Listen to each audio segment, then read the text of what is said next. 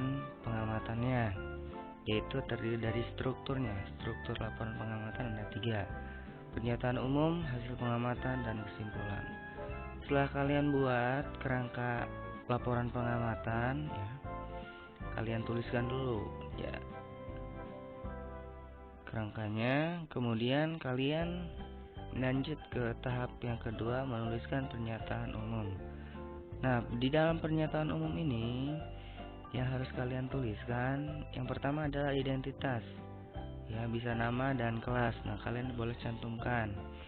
Setelah itu kalian tuliskan waktu pengamatannya, harinya hari apa, bulan apa, tanggal berapa, dan tahun berapa.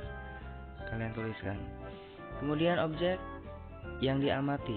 Nah, ini juga harus kalian tuliskan. Jangan sampai tidak, supaya si pembaca nanti mengetahui apa yang kalian amati.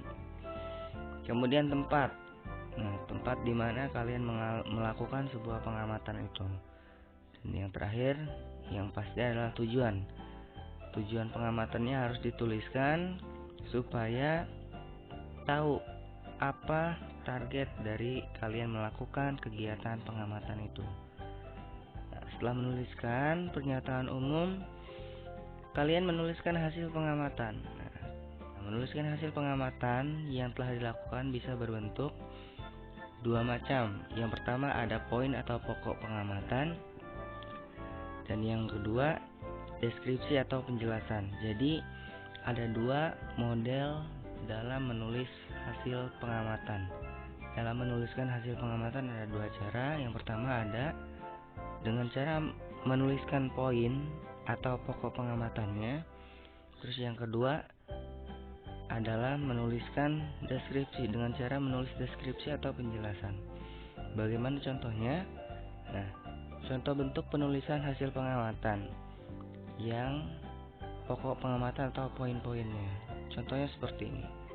Hasil laporan pengamatannya, poin yang pertama ada uraian singkat perjalanan. Nah, dijelaskan tuh pelaksanaannya, tanggal berapa, bulan apa, dan tahun berapa, kemudian berangkat dari jam berapa.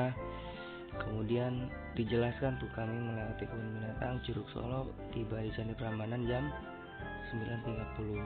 Terus poin yang kedua, hal-hal yang menyenangkan.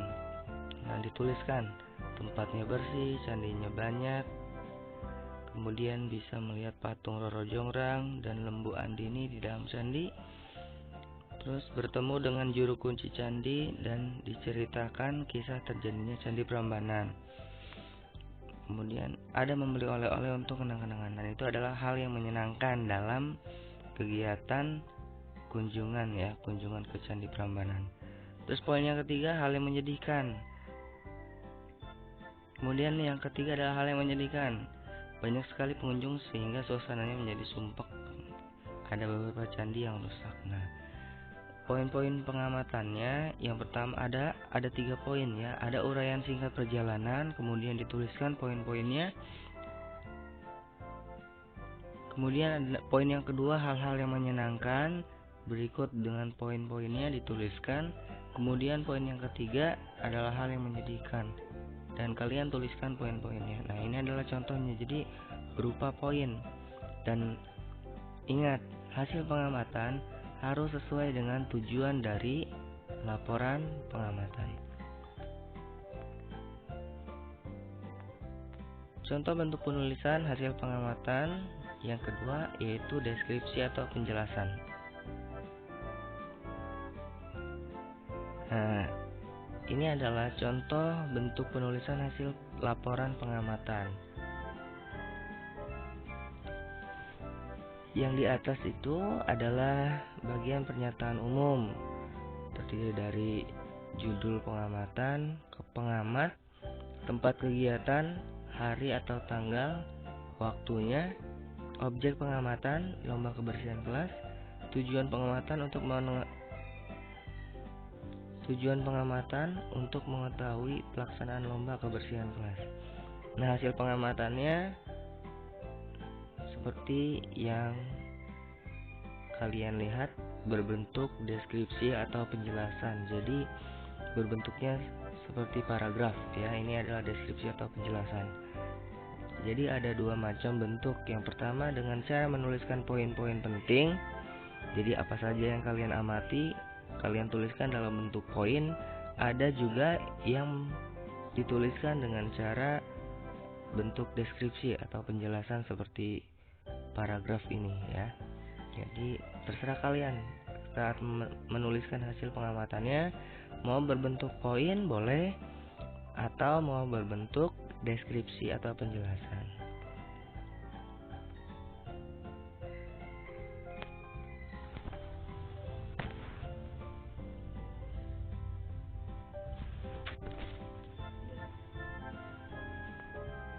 Yang keempat, membuat kesimpulan. Nah, membuat kesimpulan dari hasil pengamatan yang telah dilakukan dengan cara menuliskan rangkuman atau pendapat akhir dari pengamatan yang dilakukan sesuai dengan tujuan pengamatan. Nah, kemarin kalian sudah belajar tentang cara mencari atau membuat kesimpulan. Jadi kalian bisa buat kesimpulannya dengan cara merangkum atau menuliskan pendapat akhir dari hasil pengamatan yang kalian lakukan. Dan ingat, harus sesuai dengan tujuan dari kalian melakukan pengamatan tersebut. Nah, ayo beraksi.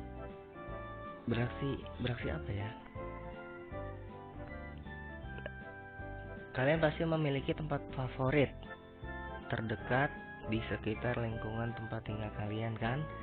Bisa itu lapangan, taman, masjid, depan rumah, atau mungkin ruang atau mungkin kamar kalian sendiri atau yang lainnya. Yang penting kalian pasti, Bapak yakin kalian punya tempat favorit ya yang ada di sekitar rumah kalian atau di lingkungan kalian. Nah, silakan kalian amati kondisi tempat favorit kalian itu. Apakah keadaannya masih sama seperti sebelumnya, atau bagaimana keadaan sekarang, atau bagaimana, apakah keadaannya masih sama, kemudian bagaimana kondisi dan suasananya sekarang, perbedaannya antara sekarang dengan kondisi sebelumnya. Kemudian kalian buatkan laporan pengamatannya ya. Jadi setelah kalian mengamati kondisi tempat favorit kalian, kalian juga membuatkan laporan pengamatannya ya. Jadi tujuan kalian mengamati kondisi tempat tersebut. Kemudian setelah kalian buat laporan pengamatannya, jangan lupa difoto dan dikirimkan melalui WA pribadi ya, dikirimkan ke Bapak ya. Oh ya, untuk pertemuan selanjutnya insya Allah kita akan menggunakan Zoom ya. Kalau tidak ada kendala, insya Allah pertemuan selanjutnya kita akan menggunakan Zoom dan Bapak mau berbicara langsung dengan kalian ya. Dan nanti kita ngobrol-ngobrol di via Zoom, oke? Mungkin cukup sekian pertemuan pada hari ini. Kurang lebihnya Bapak mohon maaf, dan semoga apa yang Bapak sampaikan bisa bermanfaat untuk kalian. Dan jangan lupa buat laporan pengamatannya